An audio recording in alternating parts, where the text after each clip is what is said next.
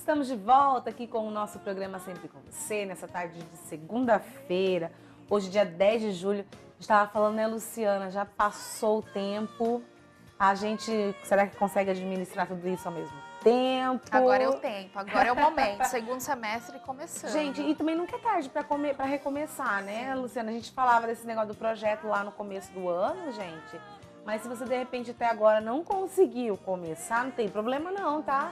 Agora é hora de começar, todo dia. É igual a questão da dieta, né? Ai, vou começar na segunda-feira. Gente, se deu uma louca na quinta, você começa na quinta. O importante é fazer agora, não deixar de fazer. Agora, quanto mais planejamento nós tivermos, melhor, né? Porque com planejamento você pode identificar, como a gente falou anteriormente, olha, eu fiz um projeto para a minha vida este ano. O legal é você poder, de 3 em 3 meses, fazer esse monitoramento que a gente chama, né? Então, olha, o que eu já consegui? Eu tinha uma meta até o meio do ano. Eu não preciso chegar ao meio do ano para descobrir se eu atingi. Lá pelo mês de abril, eu já faço, né? Janeiro, fevereiro, março. Início de abril, vamos verificar como foi o primeiro trimestre. Então, agora, momento de verificar como foi o segundo trimestre ou o primeiro semestre. Não espera chegar até o final do ano. Vai monitorando a cada 2 meses ou a cada 3 meses, porque daí dá tempo de você recuperar o tempo perdido. Você está falando isso? Isso de lá para cá, Luciana, meus planos mudaram também. Pode acontecer. Porque pode acontecer. Que nem você está focado, não, eu quero fazer isso, quero fazer. Aí você vai chegando, chega perto e você fala assim, acho que não é muito isso. Principalmente quem faz terapia tem esse negócio, né? De começar, você começa com uma coisa, conforme você vai fazendo sua terapia, você vai descobrindo outras coisas e você fala que não quer mais, né? Essa mudança atrapalha nesse desenvolver, será? Na verdade, se você tem essa facilidade, já um costume de fazer planejamento, poucas coisas vão mudar ao longo desse caminho. E até porque um ano, a gente falando de um ano hoje, a gente pensa em uma mudança de curto prazo, né? Seja para qual for, para mudança de emprego, ou melhoria financeira, ou um novo negócio, né? Ou uma nova família, ou um novo filho, né? Eu acho que um ano é um período bom, assim, para verificar e amadurecer, primeiro em decisão e segundo na questão de colocar em prática. Então, costuma mudar muito de desejo, de vontade, quem não tem muito esse costume de planejar. Porque o que é o planejamento? Eu me antecipar daquilo que ainda vai acontecer. Então, eu me programar para algo que está lá na frente. O que pode acontecer nesse sentido que você está dizendo é, as prioridades mudam, né? Às vezes acontecem ocorrências, não estavam previstos e aí a gente precisa, né, o planejamento não é para ser uma coisa rígida, e sim para te dar uma direção. E às vezes acontece de intempéries, né, virem situações inesperadas, novas, que é necessário fazer, eu falo o plano B ou o plano C, né? Se você já tiver construído antes esse plano B ou C, vai ficar melhor para você se adaptar com os elementos surpresas. Isso é bacana. Luciana, vamos falar então, né, dos nossos cuidados, né? A gente estava falando da saúde mental. Vamos só assim, para quem está em casa, né, falar o que é o cuidado com a saúde mental? Necessariamente a gente precisa estar fazendo uma terapia ou não?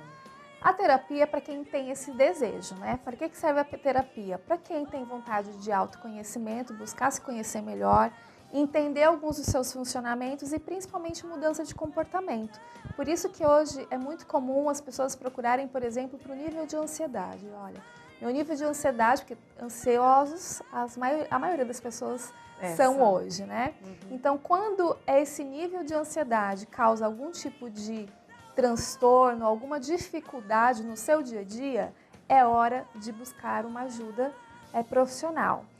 Então, fora isso, é possível ter saúde mental sem buscar uma terapia? Sim, é possível, né? Até porque, na verdade, somente 20% da população é que sofre de algum tipo de transtorno mais agravante. Ou seja, 80% de nós não precisa mesmo terapia para algum tipo de ajuste. Pode precisar terapia no sentido de buscar mais autoconhecimento, se aprofundar em saber quem eu sou. Mas 80% está bem. Então, o que é estar bem? Estão conseguindo funcionar bem, tem esse equilíbrio entre a vida emocional, né, o racional, o pessoal consegue transitar bem em todas as áreas da sua vida, né? Prática de esporte ajuda muito, convívio com os amigos, ter uma vida social também contribui para essa qualidade de vida e bem-estar, né? Dormir bem, uma boa alimentação, ter um trabalho que te gera satisfação pessoal, né? Então, essa questão da missão que a gente estava falando, essa sensação de que todos os dias eu estou fazendo algo e que isso me supre e me satisfaça porque eu me sinto realizando a minha missão, colocando em prática a minha vocação, isso também faz muito bem.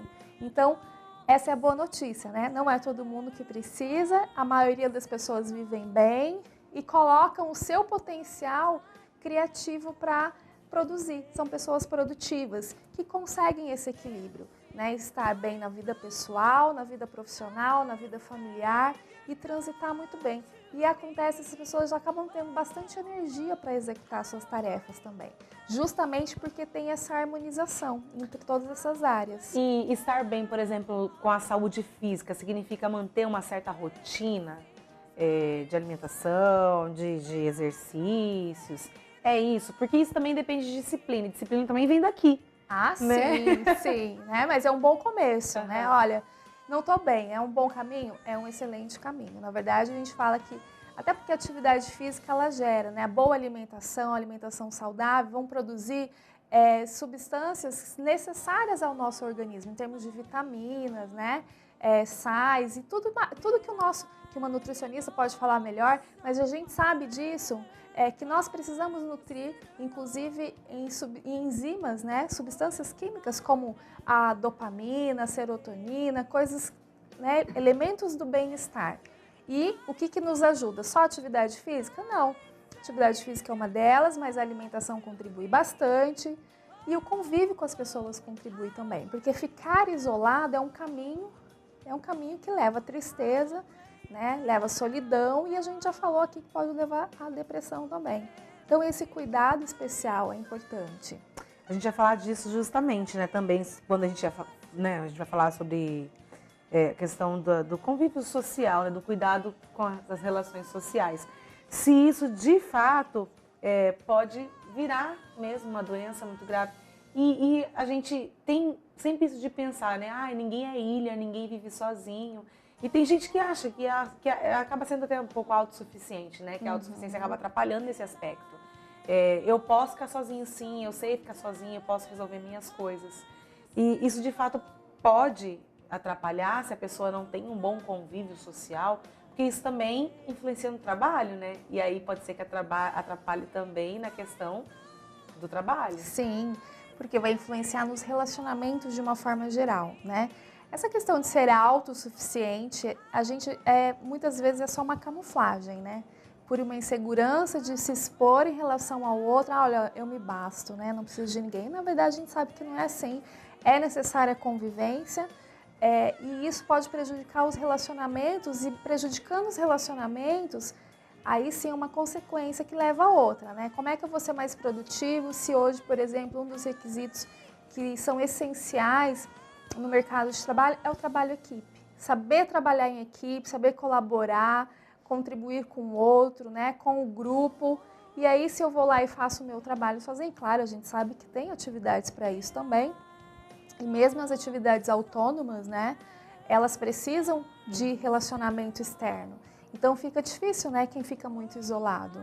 Até porque a gente sabe, você já falou aqui também, que no mercado de trabalho, até mesmo para se admitir um profissional, não se olha somente se ele é um bom profissional no que ele faz, mas se tem um bom convívio, né? Como é que é no ambiente de trabalho. Porque hoje em dia não adianta só você fazer esse trabalho bem feito, se você for, né, um chato de galoche. Às vezes o chato faz um trabalho bem feito, mas ele compromete o resultado final com a equipe toda. É verdade. E o nosso cuidado com a nossa saúde espiritual, Luciana? Essa é bem importante, né? Então, como a gente está falando de todas as áreas, a espiritual é um dos alicerces, né? Então, é importante, independente da crença, mas ter essa fé, né? Eu acho que a questão da fé em primeiro lugar, né? Acreditar num ser superior é tão importante para a gente saber qual é o nosso respaldo, né? Que é necessário acreditar em alguma coisa maior, senão como é que a gente fica, né? E a gente sabe hoje já, até a comunidade científica, né, tem pesquisado bastante, já avançamos com relação a isso, sobre o poder da fé e o poder da gratidão, inclusive na questão de tratamentos de saúde, né? Então, quer dizer, se para as pessoas que estão doentes, elas podem se beneficiar, fortalecendo-se através da sua própria fé. Isso significa da mesma forma que quem tem uma fé inabalável e que cuida de si, porque também não adianta só, como você diz, né? Não adianta só ficar orando, é importante ir para a ação também. E essa ação requer muitas vezes cuidar da sua própria casa, né? E a sua casa, seu corpo também é a sua casa, né? Seu corpo físico e espiritual é a sua casa. E aí a espiritualidade nesse sentido que eu quero trazer, não só da questão da fé e da religiosidade, mas no sentido da transcendência, né? A espiritualidade enquanto ser. Então, o que eu estou pensando? O que eu estou falando? O que está saindo da minha boca? De prestar atenção nesses pensamentos, porque isso também é saúde. Olha só, e o que é a saúde intelectual? Que a gente ouve falar nessas outras, é um pouquinho mais fácil a gente entender, mas a saúde intelectual, em relação àquilo que eu faço, como é que é? Tem a ver com aquilo que eu penso, né? Intelectualidade é com aquilo que eu penso, que eu construo de informações e que me dão um parâmetro, uma referência para ter opiniões a respeito das coisas. Olha, até isso, né? A gente tem que cuidar, Luciana. Sim, porque olha só, nós estamos num mundo cada vez mais globalizado. É como eu falei, aquilo que a gente pensa dá origem a ações, né? E ações dão origem a comportamento. E aí nós nos encontramos num estado atual em função de tudo isso que vem antes. Então, por exemplo, que intelectualmente é a questão dos estudos, da leitura, né? Que tipo de jornal, por exemplo, eu estou lendo, que tipo de reportagem estou acessando, que tipo de informações de conhecimentos eu estou acessando. Isso vai gerando o meu repertório intelectual. A gente absorve, né, tudo isso, né, Luciana? Isso acaba fazendo mal também para outros aspectos da vida da gente, né? E faz bem também, né? Então é a gente que faz a escolha. Dependendo da escolha que a gente fizer, exatamente. A gente é que faz a escolha. Então prestar atenção, que tipo de material está vindo para suas mãos e que você está tendo. A própria música, né? Quando a gente olha assim, as letras das músicas, elas às vezes é só o ritmo, mas não, tem uma letra ali junto. O que ela está dizendo? Ela está dizendo algo que nos eleva, que nos faz refletir, nos traz uma essência de ser, ou é uma coisa superficial? É verdade. A questão da saúde familiar. Olha que bacana. A gente sabe que o convívio familiar primeiro que a família onde você nasce define aquilo que, né, como você sai de lá para a sociedade, independente daquilo que você também vai absorver. Porque eu acredito muito assim, que a gente tem as nossas características, não sei, né, você que é psicóloga vai me dizer. A gente tem as nossas características daquilo que a gente aprende, né, dentro de casa, mas a gente também tem aquilo que a gente absorve, né, na sociedade, nos outros ambientes que a gente convive, né? Aí conciliar tudo isso dentro de casa, às vezes as coisas não batem, né, Luciana? Como manter as coisas em harmonia nesse aspecto? Especialmente agora, né, as famílias, eu falo que nós estamos passando por um momento bem desafiador e interessante ao mesmo tempo. Porque nós temos aí várias gerações, né? Se a gente for estudar, e dá até para falar um programa sobre isso, que são as gerações, a geração X, que é dos nossos pais e avós, né? A geração Y, a geração Baby Boomer, que vem dos nossos avós, depois a geração X dos nossos pais, a Y, a Z e agora a Alfa. Então, são várias gerações com funcionamentos diferentes, com características diferentes, e a gente tem, às vezes, na mesma família, todas essas gerações, né? Ou seja, pessoas que viram o surgimento da TV, né?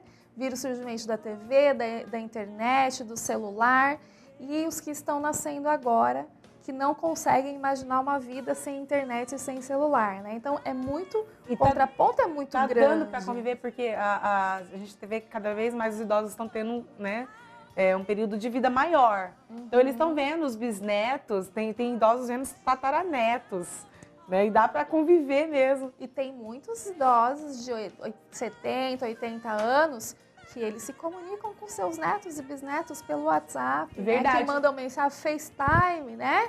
Então, Verdade. Eles estão aprendendo, estão se adequando às tecnologias. E tem vários, inclusive, a gente sabe, vovozinho que assiste a gente aqui, que estão comprando celular com WhatsApp para poder mandar o WhatsApp aqui para TV, viu, Luciana? Olha que legal. Para participar com a gente. Então, ó, viu, os filhos que estão aí, que o pai e a mãe ainda não sabem mexer, tem que ensinar também. E acho que é bastante essa troca, né, Luciana, de ensinar a ter um pouquinho de paciência. Às vezes a gente perde um pouco de paciência, eu falo porque eu também sou filha, né? A gente fala assim, às vezes, já expliquei uma vez, já expliquei duas. Agora, o interessante é por que eles estão comprando para poder se comunicar, né? Porque todo mundo quer interagir, porque todo mundo quer fazer parte, né? Então, não querem ficar de fora. E se esse é o mecanismo, esse é o canal de comunicação, então vamos adotá-lo. Bacana. A saúde financeira, a gente tem a segunda-feira da educação financeira aqui, a gente sabe que o descuido, o desequilíbrio financeiro é causa de separação, de grandes brigas, então a gente precisa também ter esse equilíbrio financeiro, né? E de saúde também, problema de saúde psicológico também, né? Então agora há pouco eu estava conversando com uma especialista nessa área, né? E a questão do endividamento, a gente falava do endividamento das pessoas, que na verdade na maioria das vezes, não é uma questão de problema financeiro, e sim de desorganização. Então, é um comportamento, né? O que leva as pessoas a se endividarem, claro que ocasionalmente é uma situação, uma ocorrência, mas na maioria das vezes ela está vendo que isso vai acontecer e ela vai por aquele caminho. Então tem a ver com repetição de comportamento. Então, como sair das dívidas e não voltar mais para dívidas? E, sem dúvida nenhuma, estar endividado, pensar que tem o credor cobrando, né, por telefone, se esquivar, deve ser muito constrangedor e muito difícil lidar com isso. Acaba gerando uma depressão também. Agora, como não entrar nisso? Então, a questão do descuido financeiro é você cuidar não com o que você ganha, e sim o que você gasta, né? Então, o que é que eu estou gastando? Ver se tem essa correlação ou não e, principalmente, se precaver através de uma reserva, né? Ah, mas como fazer isso? Isso é comportamento. Então, tem como e, novamente, é o que nós pensamos que nos leva para esse caminho. Agora, para a gente encerrar, a questão da saúde ecológica, o que é isso? Significa a gente cuidar mesmo do que está ao nosso redor? Do nosso meio ambiente, do nosso ambiente, né? Olha. Então, não é só o ambiente externo, mas é como eu me sinto nesse ambiente também. Então, se a gente pensar, nós também somos parte da natureza, né? Então, é a minha relação com a natureza, mas quando eu me vejo como natureza também. Então, não tem aquilo assim de cuidar da natureza para os meus filhos, é cuidar para mim. Também, né? Então, aquele cuidado, por exemplo, com o que é que eu estou ingerindo, né? O que é que eu estou me alimentando, o que eu estou fazendo com o meu corpo. Cuidar dessa ecologia, quando a gente fala, porque o nosso corpo é um sistema, né? E aí, como tem o sistema ambiental, o nosso corpo também tem esse sistema ecológico, né? Então, precisa ter essa renovação. Vamos pensar que as células precisam ser renovadas? Então, a gente também precisa ser renovado em pensamentos, nos critérios de avaliação, de referência que nós temos. Às vezes, a gente precisa rever os nossos valores para ver se ele está em consonância com o estilo de vida e com o mundo em que nós estamos vivendo. Agora, Luciana, tudo isso aqui, dá para viver em harmonia, conseguir arrumar tudo isso ao mesmo tempo? Porque parece que uma vez que a gente arruma uma coisa, a gente desarruma outra, né? Dá para equilibrar saúde física, espiritual, intelectual, familiar, profissional, financeira, social e ecológica, tudo ao mesmo tempo? Sabe que esse é um dos principais motivos pelos quais as pessoas buscam o processo de coaching, né? Nós identificamos no processo de coaching onde é que estão esses desequilíbrios e por onde é necessário, que sempre existe uma área de alavancagem que a gente diz, que se eu tomar um pouco mais de cuidado e atenção e me dedicar um pouquinho mais àquela área, possivelmente vai haver um avanço em todas as outras para buscar essa harmonia, porque isso é ser feliz, né? Todos nós queremos ser felizes e a felicidade tem a ver com o equilíbrio em todas essas áreas. Tá certo, Luciana, obrigada, viu, mais uma vez. Eu que pela agradeço. Sua participação. Isso não significa ser perfeito, né, Luciana? Exatamente, está em harmonia. O que é harmonia para mim pode não ser para você. Não existe uma receita pronta. O que vale é a gente estar satisfeito com a vida que leva. Tá certo, Luciana, obrigada mais uma vez. Eu te espero, viu? Eu que agradeço. Até a próxima. Daqui algumas semanas, novamente. Estaremos aqui. E olha só, antes da gente encerrar, fica a nossa dica do dia para hoje. É para você retirar facilmente a pele da beterraba. Você vai retirar a beterraba da água fervente, já mergulhar imediatamente no recipiente com água fria. Aí a casca vai ficar bem mais fácil de ser retirada, tá bom? Nós vamos para um rápido intervalo, a gente já volta com as notícias de hoje. A gente preparou uma matéria muito legal com o retiro desse final de semana para você ver como é que foi, você que não foi, para você ver que você perdeu, viu? Não saia daí, a gente já volta.